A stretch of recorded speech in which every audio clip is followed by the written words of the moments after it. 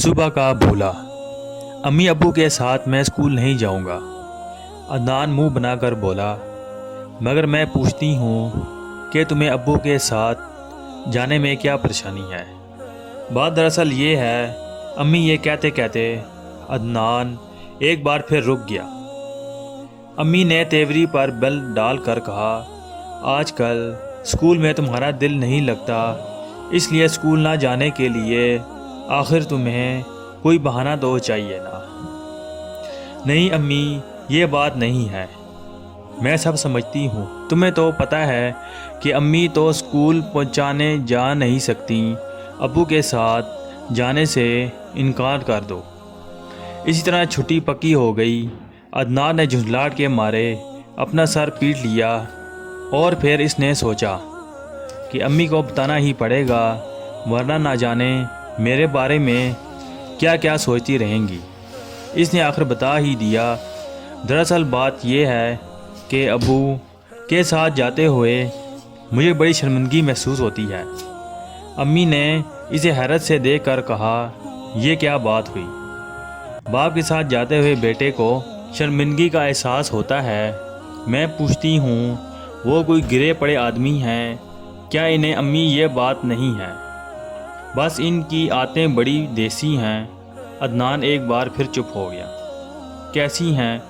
امی کی سمجھ میں کچھ نہیں آ رہا تھا کہ عدنان کیا کہہ رہا ہے۔ مطلب یہ، امی کے ابو راستے میں چلتے ہوئے زمین پر پڑی ہوئی چیزیں اٹھا کر ادھر ادھر ڈال دیتے ہیں۔ عدنان نے آخر تنگ آ کر کہہ ہی دیا۔ امی نے غصے سے کہا، خاموش، وہ ایسے ہرگز نہیں ہو سکتے۔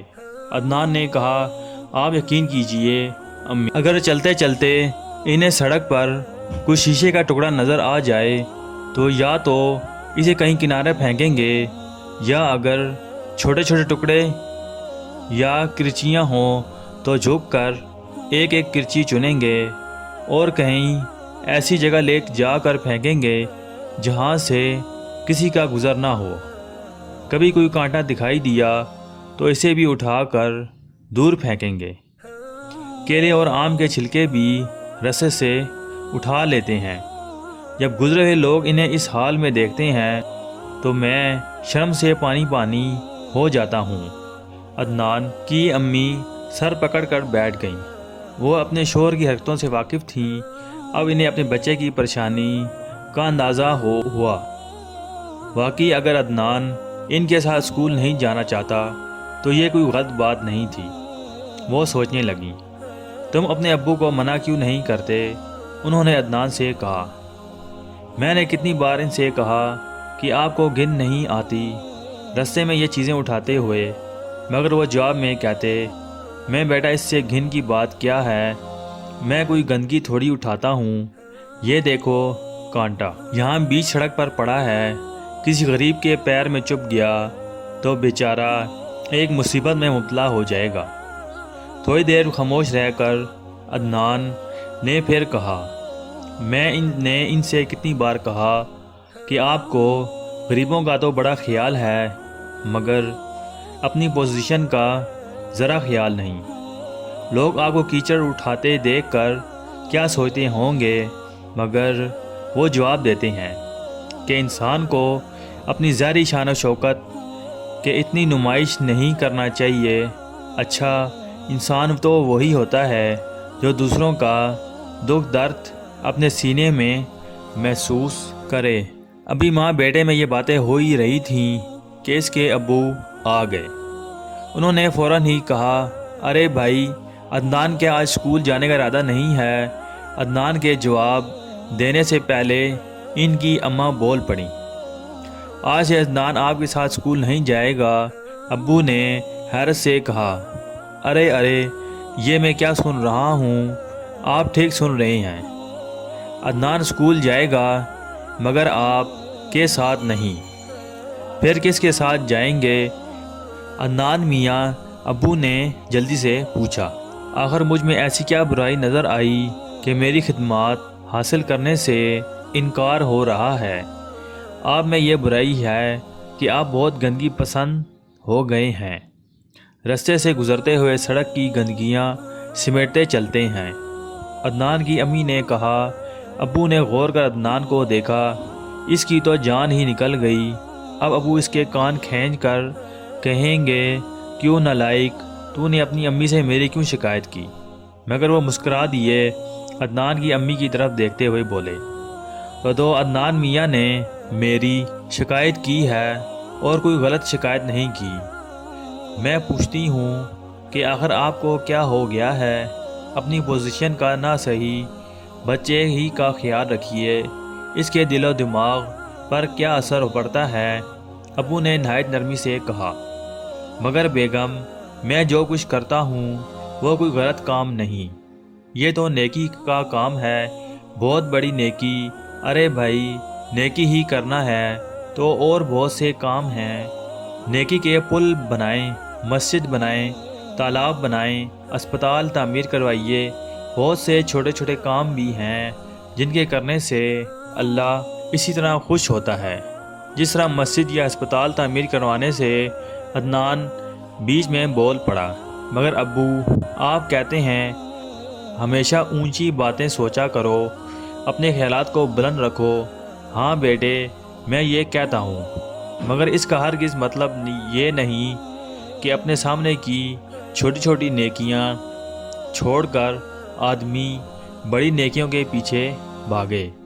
یقین جانو، یہ لوگ ایسا کرتے ہیں، ان کی بڑی نیکیاں بھی قبول نہیں ہوتی۔ یہ آپ کا اپنا فلسفہ ہوگا، میں نہیں مانتی۔ امی نے تیوری پر بل ڈالتے ہوئے کہا، یہ میرا نہیں بلکہ اللہ کا کہنا ہے، اللہ کے تمام نیک بندے یہی بتاتے رہے ہیں۔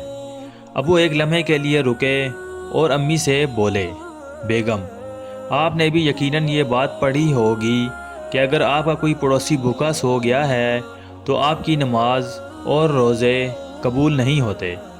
عدنان کے ابو بولے، مجھے معلوم ہے، سب معلوم ہے، میں اتنی جاہل بھی نہیں۔ عدنان کی امی بولیں۔ وہ عدنان کے ابو کی باتوں سے کچھ قائل ہو گئی تھیں، مگر وہ اس کا اظہار بھلا کیسے کرتیں؟ وہ بولیں، مگر مجھے آپ کی یہ نیکی بالکل اچھی نہیں لگتی کہ آپ سڑکوں پر جھاڑو دیتے پھریں۔ اگر آپ کو اپنے وقار کا خیال نہیں تو کم از کم ہماری عزت کا تو پاس کیا کیجیے۔ عدنان کی امی یہ کہہ کر دوسرے کمرے میں چلی گئیں۔ اس کے بعد سے عدنان اکیلے اسکول جانے لگا۔ امی نے اس کے ذہن میں یہ بات بٹھا دی تھی کہ اب وہ ماشاءاللہ بڑا ہو گیا ہے، اچھی طرح سوچ سمجھ کر سڑک پار کیا کرے، گھر سے سیدھا اسکول جائے اور اسکول سے لوٹ کر ادھر ادھر نہ جائے، سیدھا گھر آیا کرے۔ عدنان ایک اچھا لڑکا تھا، والدین کی باتوں پر عمل کیا کرتا تھا۔ اس نے اپنی پیاری امی کی باتوں پر چل کر یہ ثابت کر دیا کہ وہ قابل اعتماد ہے۔ اس طرح ایک فائدہ یہ ہوا کہ اسے کھیلنے کودنے کے لیے گھر سے باہر جانے کی اجازت بھی مل گئی۔ وہ پڑھنے لکھنے میں جتنا اچھا تھا، کھیلنے کودنے میں بھی اتنا ہی تیز تھا۔ کرکٹ اس کا پسندیدہ کھیل تھا۔ پہلے وہ اپنے محلے کی جونیئر ٹیم میں کھیلا کرتا تھا، پھر اپنے اسکول کی ٹیم میں کھیلنے لگا۔ تھوڑے ہی دنوں میں انٹر اسکول ٹورنامنٹ شروع ہوا تو عدنان اور اس کا دوست فرخ اپنی ٹیم کو ہر میچ میں شاندار کامیابی دلوانے لگے۔ اسکول کے تمام طالب علم اور استاد ان دونوں سے بے حد خوش تھے۔ انہیں پوری امید تھی کہ ان کے یہ مایہ ناز کھلاڑی ان کے اسکول کے لیے ٹرافی حاصل کرنے میں کامیاب ہو جائیں گے۔ عدنان بہت اچھا بالر تھا، ان سب کھلاڑیوں کے حوصلے بھی بہت بلند تھے۔ آخر وہ سیمی فائنل میں پہنچ گئے۔ ہر ایک کو یہی امید تھی کہ ٹرافی عدنان اور فرخ کی موجودگی میں کوئی اور ٹیم حاصل نہیں کر سکتی۔ جس دن سیمی فائنل تھا، فرخ بڑی بےتابی سے عدنان کا انتظار کر رہا تھا۔ جیسے جیسے وقت گزرتا جا رہا تھا، ویسے ویسے اس کے ساتھ دوسرے لوگوں کی بھی بے قراری میں اضافہ ہوتا جا رہا تھا۔ آخر عدنان کہاں رہ گیا؟ کیپٹن نے فرق سے دریافت کیا۔ تم لوگوں نے اس کی خبر لی، اس کی طرف کسی کو بھجوایا، کوئی فون وغیرہ کیا؟ ہیڈ ماسٹر صاحب ایک ہی سانس میں کئی سوال کر گئے۔ کیپٹن کو اپنی غلطی کا احساس ہوا۔ وہ انتہائی شرمندگی سے بولا، نہیں سر، اس کا تو ہمیں خیال ہی نہیں رہا۔ پھر ذرا دیر بعد اسٹیڈیم میں گویا ایک دھماکہ ہوا۔ یہ خبر جیسے ایٹم بم کی طرح پھٹی۔ عدنان زخمی ہو گیا، وہ ہسپتال میں ہے۔ پلک جھپکتے میں پورے میدان میں یہ خبر جنگل کی آگ کی طرح پھیل گئی۔ عدنان کیسے زخمی ہوا؟ عدنان کیوں ہسپتال میں ہے؟ یہ کسی کو پتہ نہیں تھا۔ فاروق نے عدنان کا موبائل نمبر ملایا، لیکن وہ بھی آف جا رہا تھا۔ پرنسپل صاحب اور دوسرے ٹیچر صاحبان بھی فکر مند ہو گئے، مگر انہوں نے یہ سوچا کہ اگر اس وقت لڑکوں کی حوصلہ افزائی نہ کی گئی تو ان کی ٹیم کا وقار برقرار رکھنا مشکل ہو جائے گا۔ پرنسپل صاحب نے تمام کھلاڑیوں کو جمع کر کے ایک چھوٹی سی تقریر کی۔ آج جو لڑکا بہترین کھیل پیش کرے گا، میں اسے ایک خصوصی انعام دوں گا۔ یہ انعام کیا اور کیسا ہوگا، فی الحال میں اس کے بارے میں آپ کو کچھ نہیں بتاؤں گا، بس اتنا سمجھیں کہ ایک انمول تحفہ ہوگا۔ یہ سن کر ہر کھلاڑی مستعد اور چاق و چوبند نظر آنے لگا، مگر ان کے اندر چھپا ہوا یہ احساس بالکل ختم نہیں ہوا تھا کہ عدنان کے بغیر وہ جیت سکیں گے۔ وہی ہوا جس کا ڈر تھا۔ عدنان کی غیر موجودگی میں ٹیم ہار گئی۔ وہ ٹیم جسے عدنان کی وجہ سے ناقابل شکست سمجھا جاتا تھا، دوسرے دن جب فاروق اور اس کی ٹیم کے دوسرے کھلاڑی عدنان کی عیادت کے لیے اسپتال پہنچے تو ان کی زبانی اپنی ٹیم کی ہار کی خبر سن کر عدنان کو بے حد دکھ ہوا۔ وہ اس صدمے سے ایسا نڈال ہوا کہ اس سے ایک لفظ تک نہیں بولا گیا۔ پھر اس کے دوستوں نے اس سے پوچھا کہ آخر وہ زخمی کیسے ہوا۔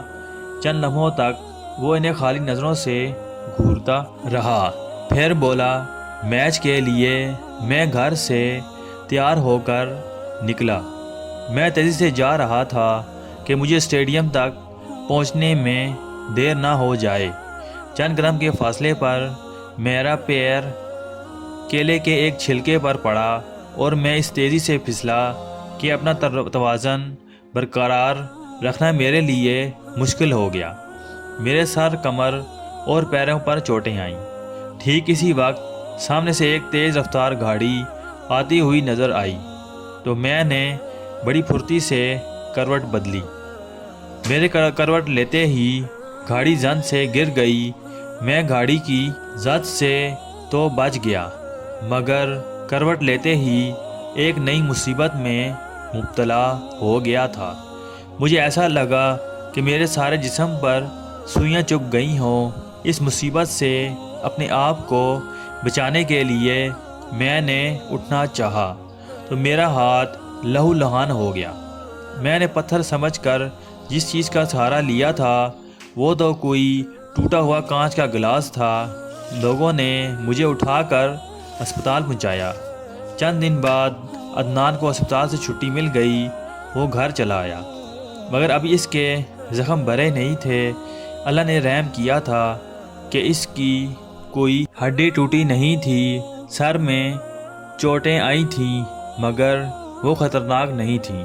کچھ روز بعد سر کے زخم بھی بھر گئے۔ وہ مہینے کے بعد عدنان مکمل طور پر صحت یاب ہو چکا تھا۔ امی ابو نے اس کی صحت یابی کا جشن منانے کا پروگرام بنایا۔ ایک دن اس تقریب کی خریداری کے لیے عدنان، اس کی امی اور ابو گھر سے نکلے۔ ابھی وہ چند قدم آگے بڑھے ہی تھے کہ سڑک پر آم کا چھلکا پڑا نظر آیا۔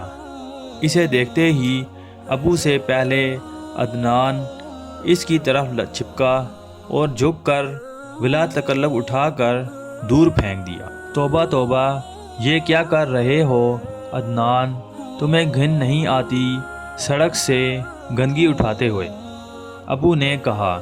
عدنان اپنے ابو سے لپٹ گیا اور بولا، ابو مجھے معاف کر دیجئے، میں نے آپ کو سمجھنے میں بڑی غلطی کی تھی۔